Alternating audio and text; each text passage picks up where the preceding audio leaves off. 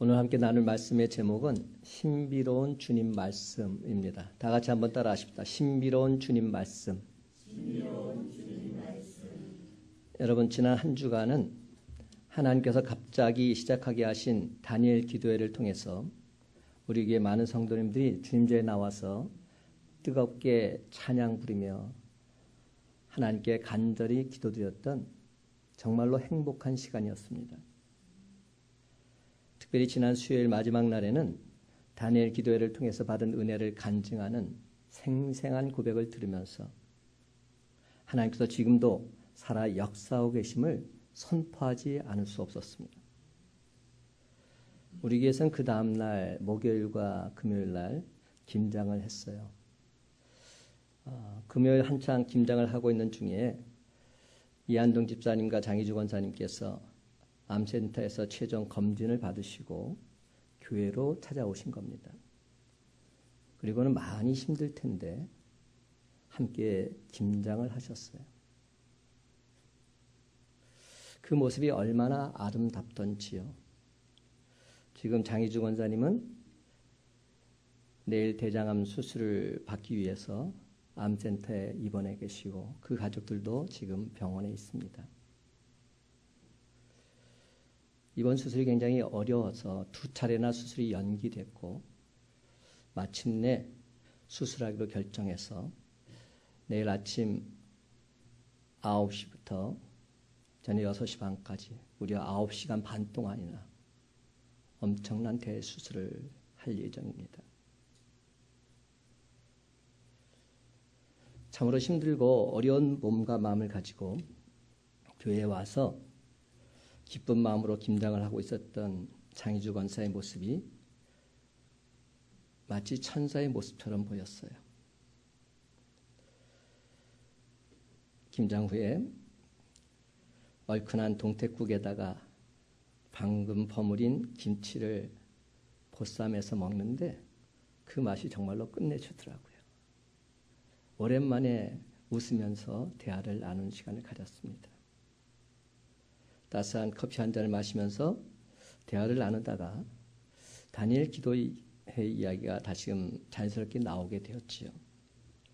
그때 저희 사모가 장희준 권사한테 이렇게 말하는 겁니다. 권사님, 내년도 다니엘 기도회 간증은 권사님이 하시게 될 거예요. 권사님이 하시게 될 거예요.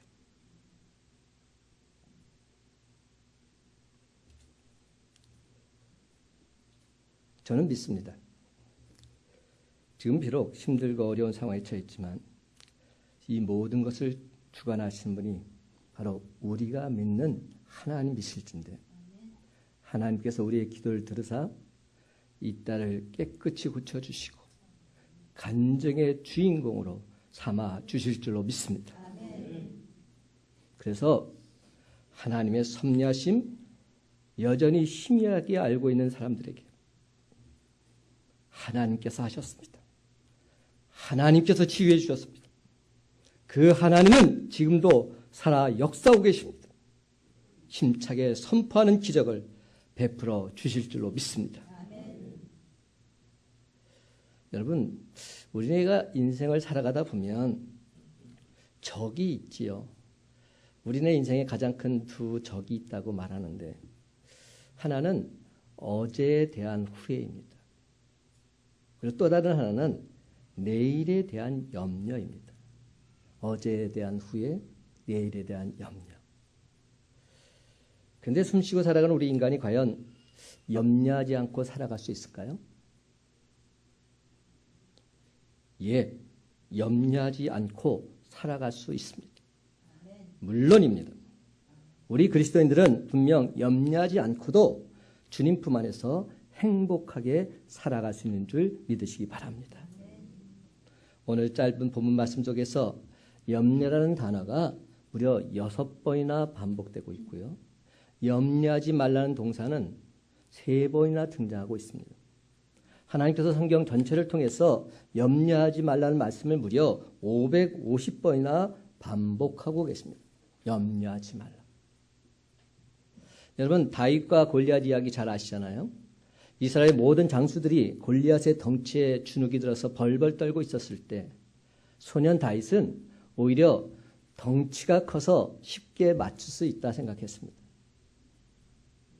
똑같은 환경, 똑같은 사정을 바라보고 한쪽은 처부수기엔 너무 버거운 존재다 이렇게 말했습니다. 하지만 다른 한쪽은 너무 커서 맞추기 좋은 표적이라 말했던 것이죠.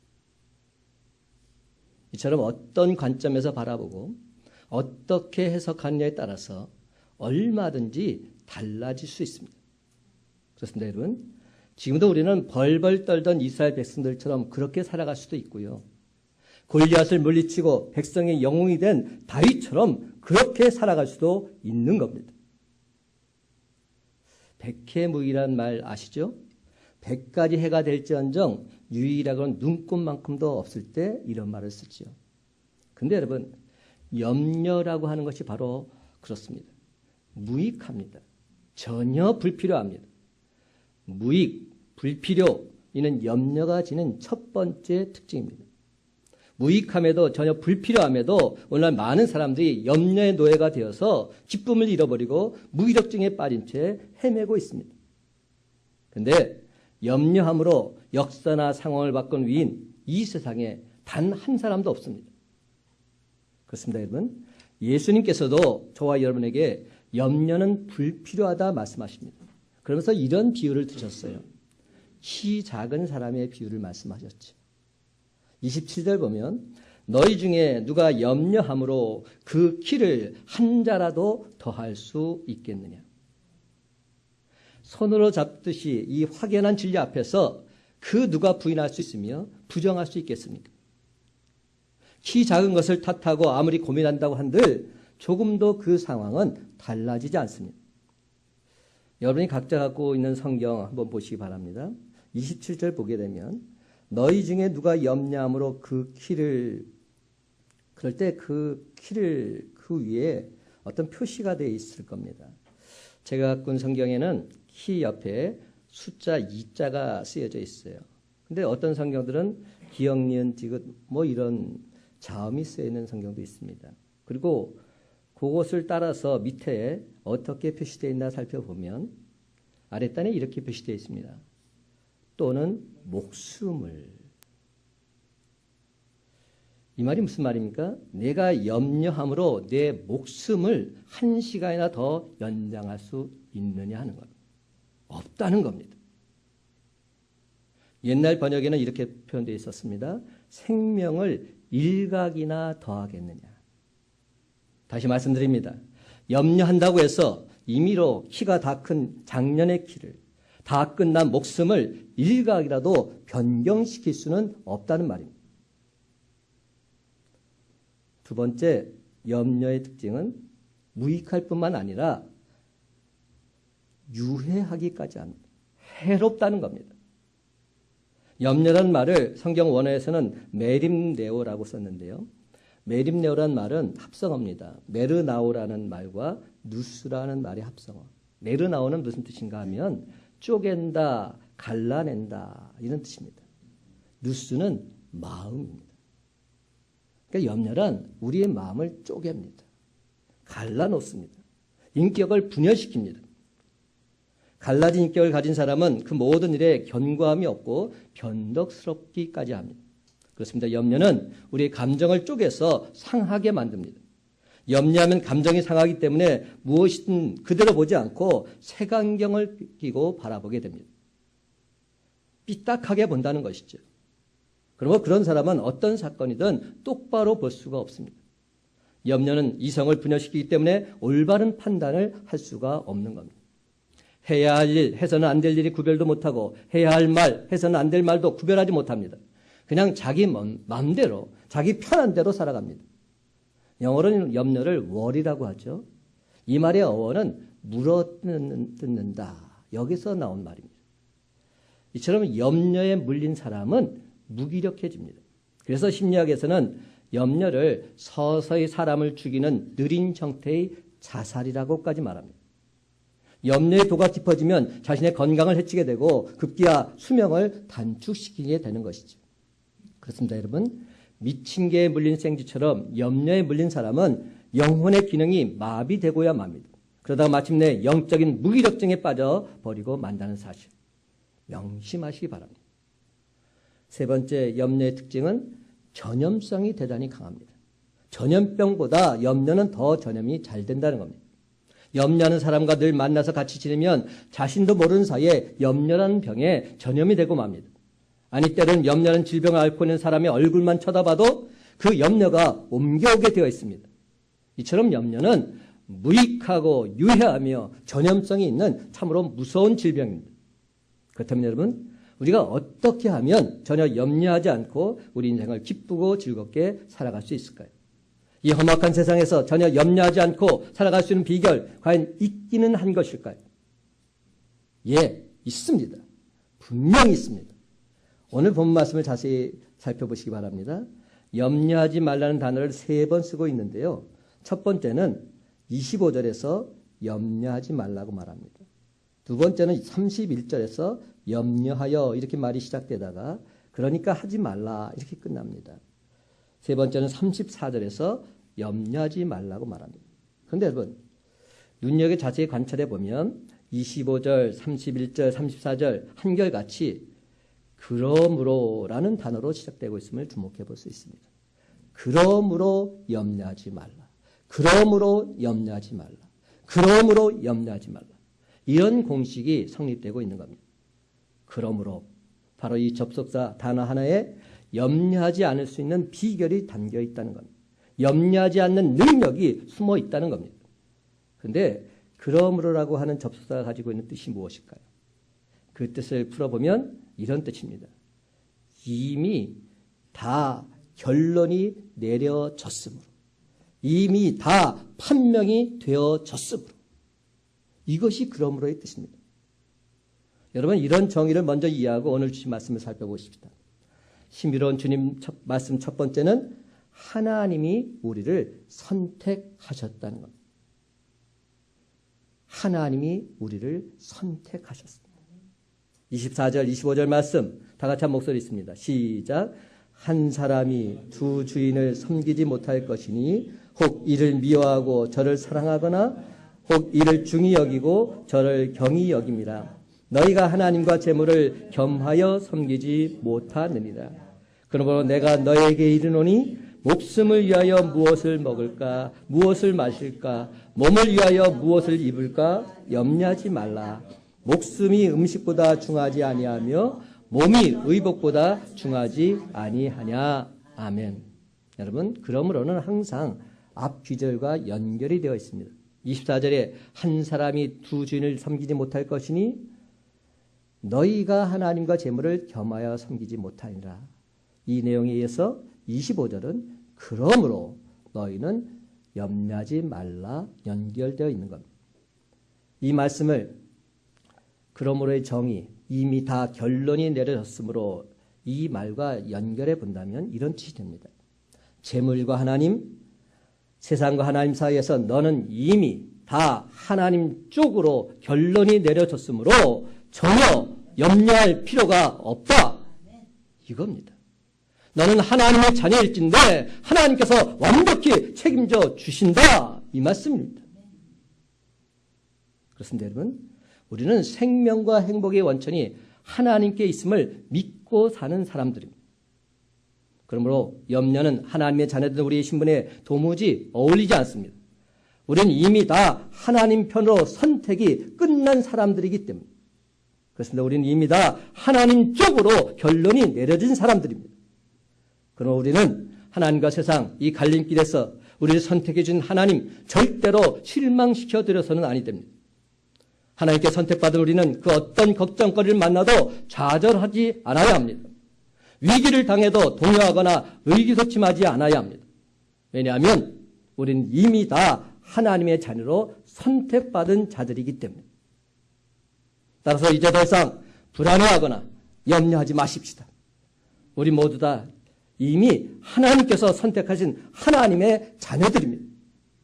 그러므로 우리 곁엔 늘 항상 하나님이 함께 계시고 우리의 모든 필요를 하나님께서 온전히 채워주실 줄로 믿습니다.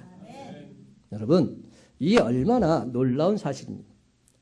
예수님께서 그러므로 내가 너에게 이르노니 목숨을 위하여 무엇을 먹을까 무엇을 마실까 몸을 위하여 무엇을 입을까 염려하지 말라.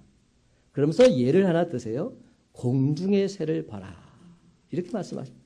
공중의 새를 봐라. 왜 그 예를 드셨을까? 근데 여러분 여기서 보라는 뜻은 단순히 눈으로 보라는 뜻이 아닙니다. 공중의 새를 눈으로 보고 배우라는 겁니다. 의미를 깨달아 알라는 겁니다. 여러분 새는 뭐가 있죠? 날개가 있어요. 그래서 새에겐 곡간이 필요 없습니다. 하나님이 준비해 놓으신 곳으로 그냥 날아가면 되는 겁니다. 여러분 날개를 달고 높이 날아가 보면 땅의 것들이 그렇게 크게 보이지 않습니다. 비행기 타보셨잖아요. 근데 비행기 타서 이렇게 하늘에서 내려다 보면 다 똑같아요. 성냥갑만한 것들이 그냥 밑에 있는 것뿐이에요. 별거 없어요. 우리 눈앞에 바위가 있고 태산이 있다 해도 걱정하지 않습니다. 날아가서 넘어가 버리면 되기 때문에. 또한 새는 위도 작고 창자도 짧습니다. 새가 돼지의 욕심, 황소의 배를 가졌다면 아마도 날지 못했을 겁니다. 새는 대변, 소변, 산란을 다 한 기간으로 한다고 합니다. 그러니까 별로 신경 쓸 게 없어요. 그냥 하나로 다 내보내면 되니까. 새는 또한 멀리 보는 원시안을 가졌습니다. 벌레는 코앞의 일만 봅니다. 반면에 새는 멀리 내다봅니다. 사랑하는 성도 여러분, 하나님께서는 탐욕을 버리고 하나님 믿는 당신 자녀들에게 믿음의 날개를 허락해 주신 줄로 믿습니다. 멀리 보는 눈을 허락해 주신 줄로 믿습니다. 그러므로 자꾸만 내가 뭘 하려고 하지 마십시다. 내가 하나님을 선택했다고 착각하지 마십시다. 어떤 분은 이렇게 말하더라고요. 내가 예수 믿어줬다고. 예수를 믿어주긴 뭘 믿어주냐. 주님께서 여러분을 선택해 주신 겁니다. 주님께서 저와 여러분을 선택해 주셔서 지금 이 자리에 나와 있는 겁니다.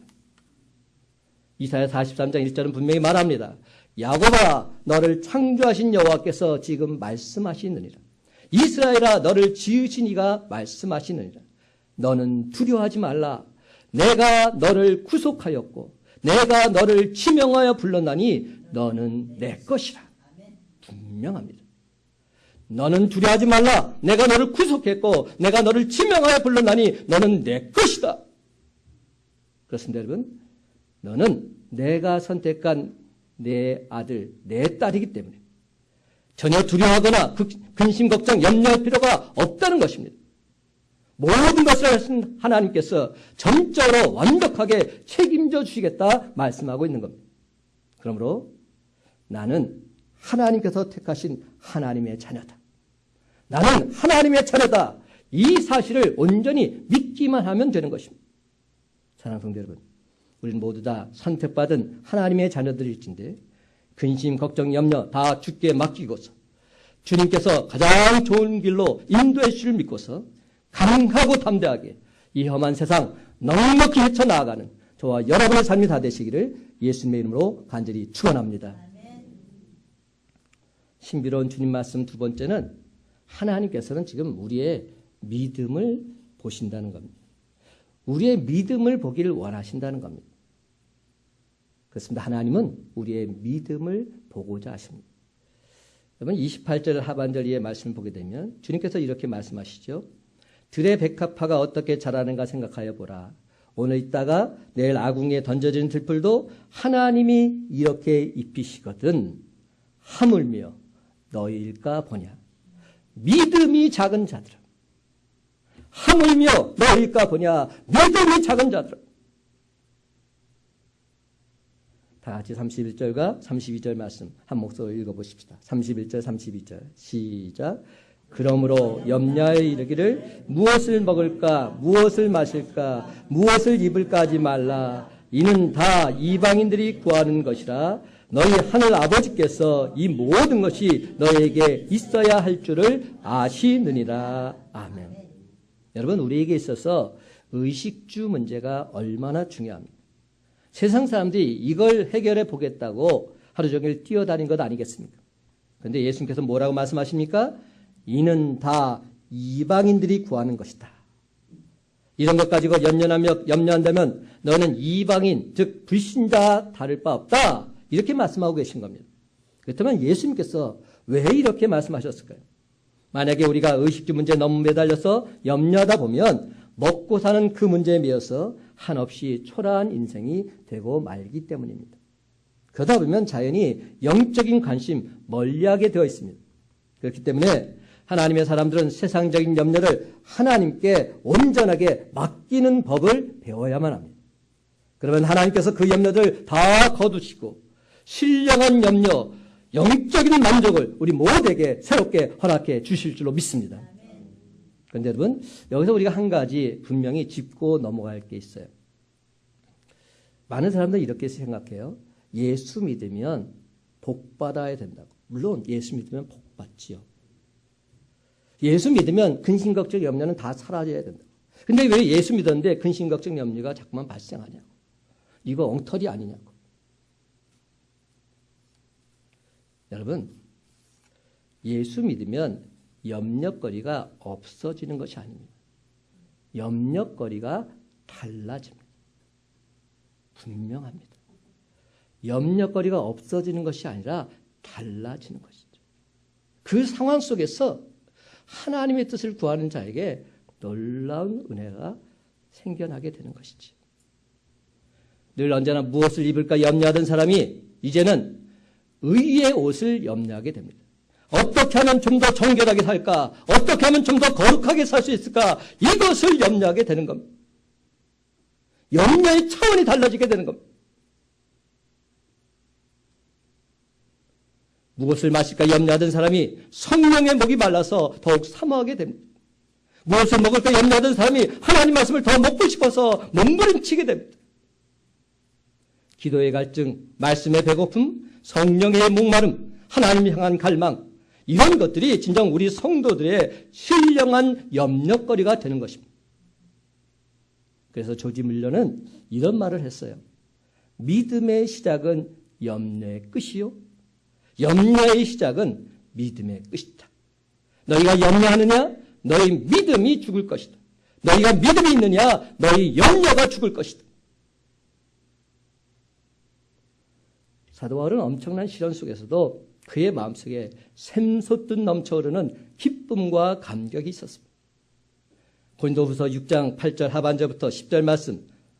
우리는 속이는 자 같으나 참되고 무명한 자 같으나 유명한 자요, 죽은 자 같으나 보라 우리가 살아있고, 징계를 받는 자 같으나 죽임을 당하지 아니하고, 근심하는 자 같으나 항상 기뻐하고, 가난한 자 같으나 많은 사람을 부유하게 하고, 아무것도 없는 자 같으나 모든 것을 가진 자로다. 어떻게 이렇게 사도 바울이 고백할 수 있을까요? 나는 모든 것을 가진 자다.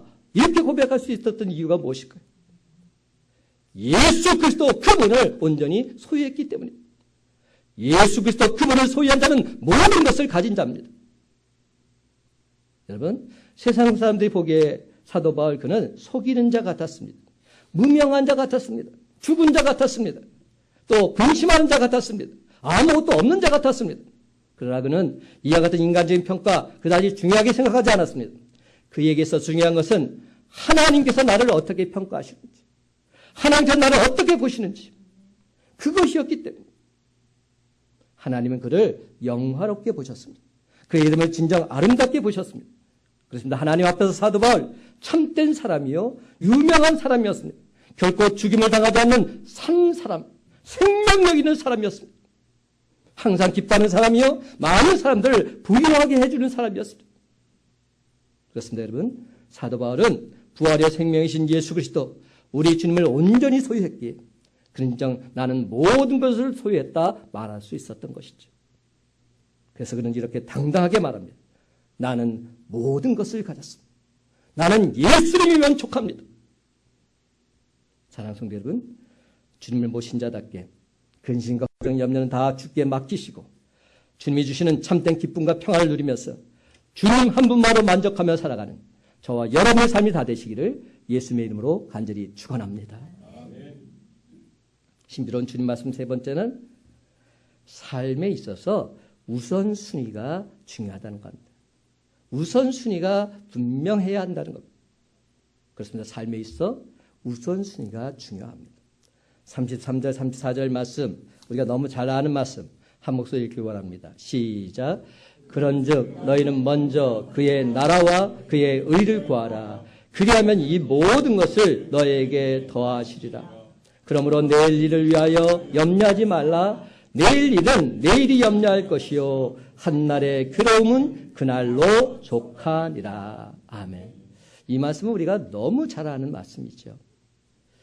옛날 개역 한글판에서는 이 말씀을 이렇게 번역했었어요. 내일 일은 내일 염려할 것이요. 근데 이번 새로 바뀐 개정 개역판에서는 내일 일은 내일이 염려할 것이요. 이자가 하나 더 붙었습니다. 전혀 다른 뜻입니다. 원문상으로는 내일 일은 내일이 염려할 것이요가 맞습니다. 염려의 주어가 달라지는 겁니다. 염려를 하더라도 내일이라는 시간이 염려할 테니까 나는 평안하라는 겁니다. 다시 말해서 염려는 하나님께서 다 알아서 하실 테니까 내가 미리에 잡아당겨서 염려하면서 그렇게 궁상 떨지 말라는 겁니다. 하나님께서 하신다는 겁니다. 이 사실을 믿기만 한다면 염려하지 않게 되는 것이죠. 하나님께서 하시지. 이게 진정 믿음입니다. 이러한 믿음이 없다면 내일은 언제나 절망일 수밖에 없습니다. 근데 이러한 믿음이 있다면 내일은 언제나 희망인 것이죠. 하나님께서 하신다는 뜻. 사랑하는 성도 여러분, 바로 여기에 염려를 십자가 앞에 맡기고 믿음을 얻는 즐거운 교환의 신비가 담겨 있습니다.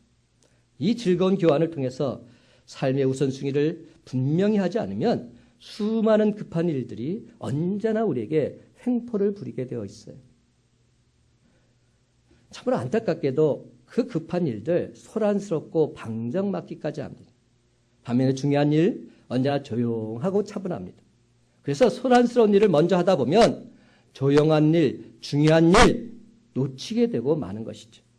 정말로 해야 될 그 일을 놓치고 마는 것입니다. 여러분, 우리가 세상 염려를 신령한 염려로 교환했다면 가장 먼저 해야 될 일은 가장 무엇일까요? 33절 제가 다시 한번 읽어봅니다. 그런즉 너희는 먼저 그의 나라와 그의 의를 구하라. 그리하면 이 모든 것을 너희에게 더하시리라. 그렇습니다, 여러분. 우리 삶에 있어서 먼저 하나님의 나라와 하나님의 의를 구하는 삶을 살라고 하십니다. 하나님의 나라와 하나님의 의가 뭘까요? 하나님의 의는 뜻의자입니다. 하나님의 나라, 하나님의 뜻을 구하는 삶을 살라는 겁니다. 그러면 모든 필요를 아시는 주님께서 우리 삶에 있어서 가장 좋은 것으로 누르고 넘치도록 더하여 주시겠다 말씀하고 있는 것이죠. 그렇다면 좀 더 구체적으로 도대체 하나님의 나라, 하나님의 뜻을 구하는 삶, 무엇을 말하고 있을까요? 하나님 나라의 모델이 뭡니까? 바로 성전입니다. 주님 전에서 하나님께서 가장 기뻐하신 뜻이 뭘까요? 하나님께 예배드리는 삶입니다. 주님 전에서 하나님께 예배드리는 삶, 이것을 하나님께서 가장 기뻐 받으십니다. 여기서 한 걸음 더 나가서 고린도전서 3장 16절 사도 바울은 이렇게 말합니다. 너희가 하나님의 성전인 것과 하나님의 성령이 너희 안에 계시는 것을 알지 못하느냐. 저와 여러분이 바로 성전이 되어야 한다는 것이죠. 저와 여러분이 진정 성전이 되어서 여러분의 삶을 통해서 하나님께 거룩한 산제물로 바치는 그러한 삶이 될 때 하나님께서 우리의 삶을 통해 영광 받으시고 승리하게 해주신다는 겁니다. 이게 진정 하나님의 나라와 하나님의 의를 구하는 삶인 것이죠. 내가 있는 삶의 현장에서 하나님 그분의 온전히 드러나는 삶을 살고자 했을 것임을 때 모든 것을 하시는 하나님께서 축복해 주신다는 겁니다. 우리 장희주 권사 얘기로 아까 시작했는데요. 장희조 권사가 금요일 날 김장 와서 있는데 이한정 집사가 옆에서 이렇게 말하더라고요. 암센터에서 진단받고 나왔는데 그 앞에서 열심히 전도하더라고요. 암센터에서 열심히 전도. 정말로 사생결단의 심정으로 전도하더라고요. 예수 믿더라고요.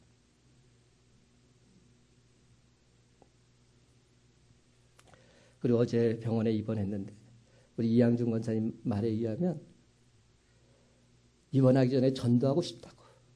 그래서 함께 이양준 권사랑 전도한 후에 입원하셨다는 거예요. 여러분, 이게 진짜 하나님께서 기뻐하시는 사발이에요.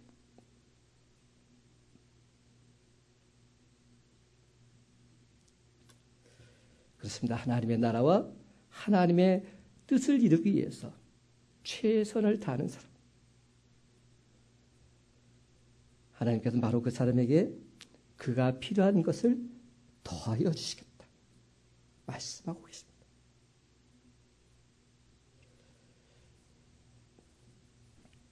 그런데 여러분, 우리가 염려를 벗어날 수 있는 가장 확실한 방법, 다시 한번 분명히 확인해 보십시다. 성경에 보면 신약에 두 축이 있지요. 하나는 사도 바울이고요. 또 다른 한 축은 베드로입니다. 근데 사도 바울은 지식이 많아서 그런지 말씀을 논리 정연하게 선포하고 가르치지요. 근데 베드로는 어떻게 보면 무대뽀예요. 그냥 단도직입적으로 말합니다. 베드로전서 5장 7절에 이렇게 말합니다. 너희 염려를 다 주께 맡기라. 이는 그가 너희를 돌보심이라. 다른 거 없어요.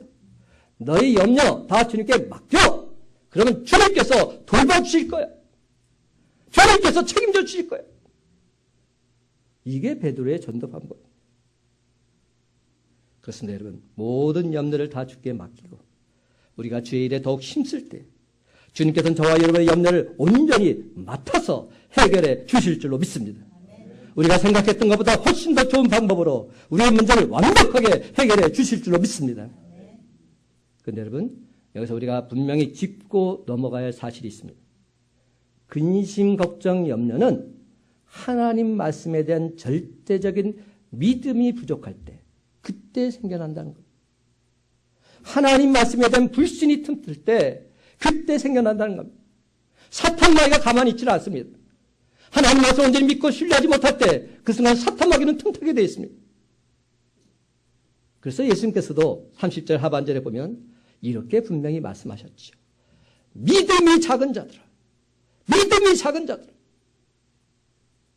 그렇습니다, 여러분. 우리가 진정 하나님 그분을 믿는다면 우리의 삶은 모든 것이 감사할 것밖에 없습니다. 왜입니까? 세상 만물을 창조하신 하나님, 지금도 그 세상 만물을 주관하시고 섭리하신 하나님께서 그 일을 행하셨다면 반드시 가장 좋은 길로 인도해 주실 줄 내가 믿기 때문에 이런 믿음만 있다면 흔들릴 수 없습니다. 그래서 34절 말씀이 오늘 우리 모두에게 주신 결론의 말씀입니다. 그러므로 내일 일을 위하여 염려하지 말라. 내일 일은 내일이 염려할 것이요 한날의 괴로움은 그날로 족하니라. 진정 하나님의 것을 믿는 자에게는 이러한 고백이 나올 수 있어야 합니다. 늘 언제나 이 모든 것 하나님이 행하십니다. 감사합니다. 감사합니다. 이것조차도 하나님의 은혜입니다. 선포할 수 있어야 합니다. 우린 범사에 감사 또 감사를 할 시간이 모자랄 수밖에 없습니다. 그렇습니다. 그 어떤 경우에도 이것조차도 하나님의 전적인 은혜임을 믿고서 무슨 일이 만나든지 범사에 감사하며 살아가는 저와 여러분 되시길 간절히 바랍니다.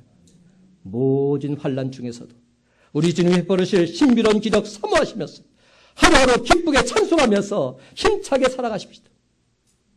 그러다 보면 어느덧 근심, 걱정, 염려는 다 사라질 뿐만 아니라 우리 주님께서 베풀어진 참된 평안과 위로가 저와 여러분의 삶 속에 폭포수처럼 강하게 넘쳐나게 될 줄로 믿습니다. 찬송가 370장 1절 주 안에 있는 나에게 딴 근심이 있으랴 십자가 밑에 나아가 내 짐을 풀었네. 주님을 찬송하면서 할렐루야 할렐루야 내 앞길 멀고 험해도 나 주님만 따라가리. 주 안에 있는 나에게 단 근심 있으랴. 십자가 밑에 나아가 내 짐을 풀었네. 주님을 찬송하면서 할렐루야 할렐루야 내 앞길 멀고 험해도 나 주님만 따라가리. 이제 말씀을 맺습니다. 사랑하는 성도 여러분, 이제부터는 주 안에 있는 나에게 딴 근심이 있으랴. 힘차게 선포하면서 모든 짐 십자가 밑에 다 내려놓으시고 오직 주님만 따라가시기 바랍니다. 그렇습니다, 여러분. 날마다 주님이 베풀어 주시는 기적을 체험하면서 주님이 나를 통해 이렇게 역사하셨습니다. 나는 기적의 주인공입니다. 온 세상에 담대히 증거하며 살아가는 저와 여러분의 복된 삶이 다 되시기를